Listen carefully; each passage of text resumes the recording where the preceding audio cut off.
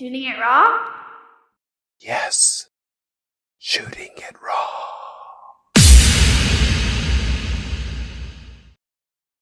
So this image is it's like a screen capture from a phone.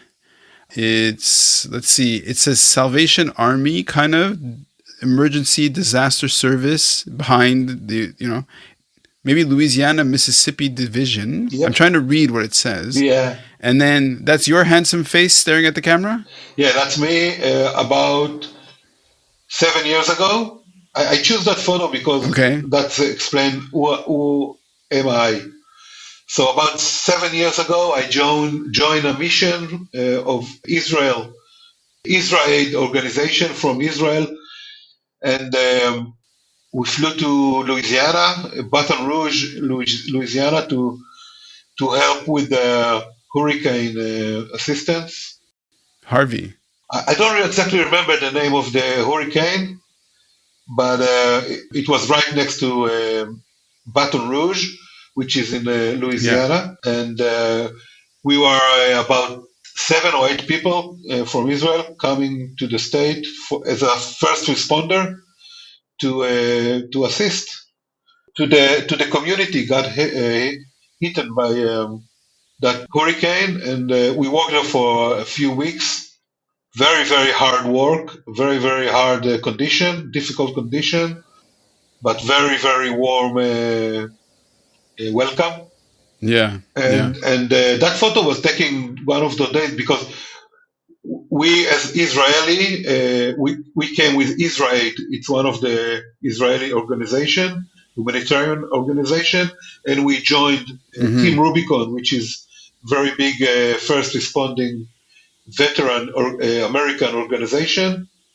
And we met a lot of other humanitarian organizations, such as the Red Cross or that car where I'm standing right next to it. So that mission was my first one. Mm-hmm. I joined Israel just before that hurricane. Since then, I joined another 5 missions, including last year in Florida, Fort Myers hurricane. That's me. So that is something that I want to talk about. So on the podcast 3 years ago, my good friend Tim was living in Houston, and when there was Hurricane Harvey that came through, and it just completely overwhelmed New Orleans and Louisiana and all this stuff. And that was a huge disaster. And so maybe that's why you went down. You're a kibbutznik, and you're helping as a first responder. Now, what are your skills that make you a first responder, other than that you're a nice guy? Like, what is it that you went to do? Okay, so as you probably know, when a hurricane hits the landfall, there's a lot of very strong wind, a lot of rain, and usually the sea goes up, and there's a lot of flood, a lot of area being flooded, sometimes all the way up to the ceiling, and the water goes up immediately in a few minutes. Mm-hmm. So actually, in hurricane disaster, you don't see a lot of casualties because you got time to evacuate and to prepare yourself. People get evacuated, but a lot of property getting destroyed, cars, houses, everything get covered by those flooded with mud. Mm-hmm. What we actually do is like, we call it muck out. We help people, usually veterans, to tear up their houses, to prepare them for like being reconstructed. So it's like a very, very hard work, like tearing up the house, taking everything out, taking all the electricity, taking out all the furniture, taking out all the walls, like leave the house, the foundation, and the basic, and then they can use the insurance money or FEMA money to rebuild the Hmm. house. Usually, you work. It take like 1 or 2, sometimes 3 days to finish one place, one house, one home. That's what we do. It's very strange. A lot of people ask, okay, why do you people from faraway Israel, from the faraway kibbutz, Hmm. have to travel all the way to America, big America, strong America, to do this job? So actually, yeah, I mean, we don't have to. People in America will find another way to solve their problem, but we Yeah. see this as a mission, Hmm. as a good thing to do. We are all volunteers, no salary, no money, nothing, just as a Yeah. plain volunteers. And as I said, I did it once, and then I kept doing it every year. I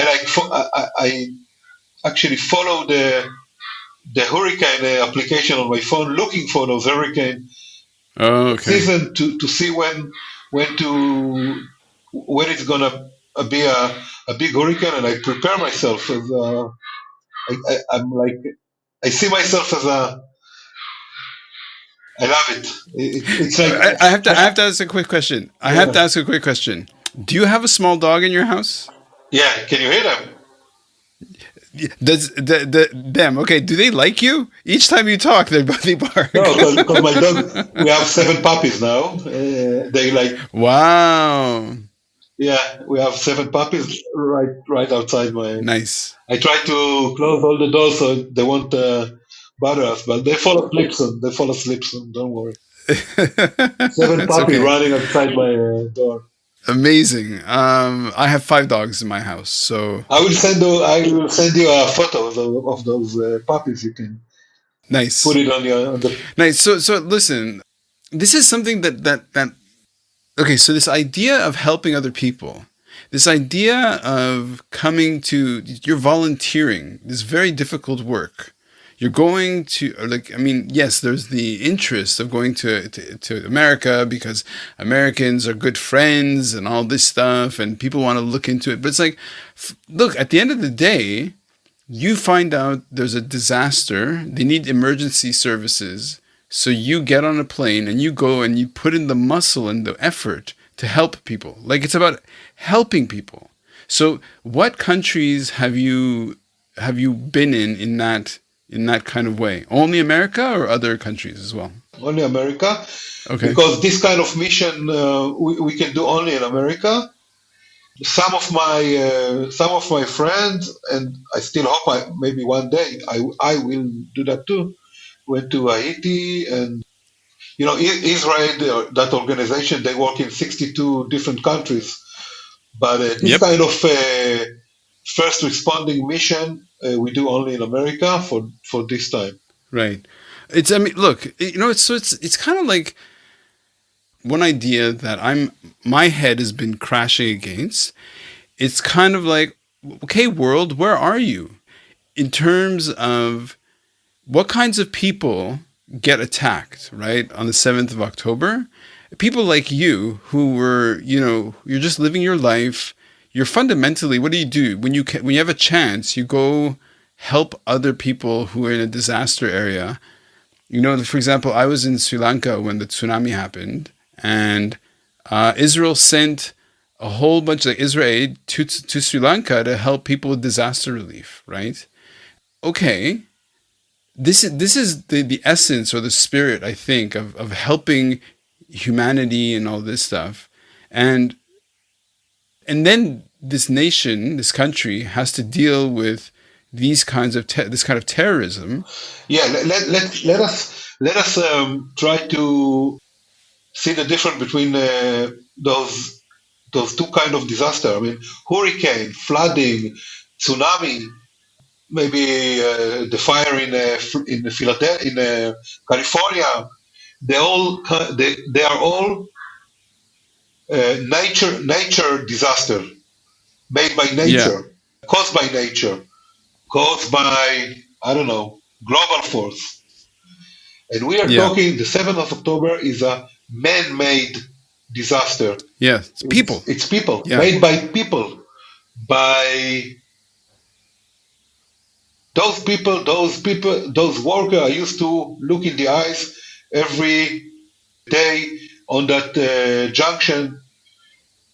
Do you know what I'm trying to say? I mean, it's okay. A disaster is a disaster. The property get destroyed. People get killed.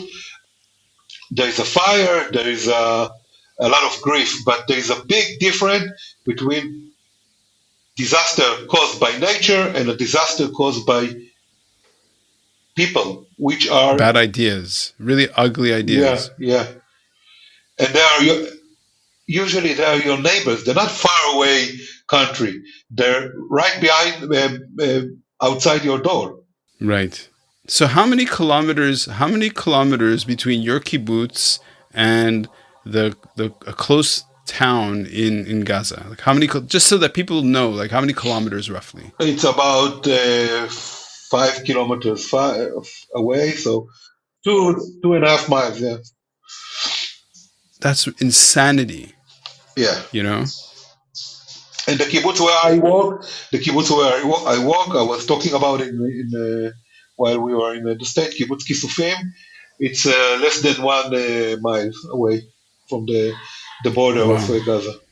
So when you have a rocket coming towards the kibbutz, and we have that red alert siren, it's less than 5 seconds to run to the safe room. Sometimes even sometimes the rockets falling down before there is a siren. Well, of course, because it's just there. Yeah, I mean, it's just there.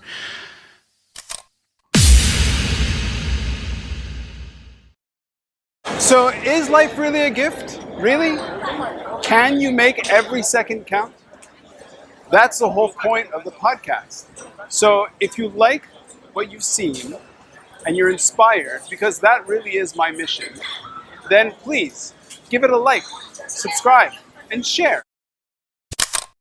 Shooting it raw? Yes. Shooting it raw.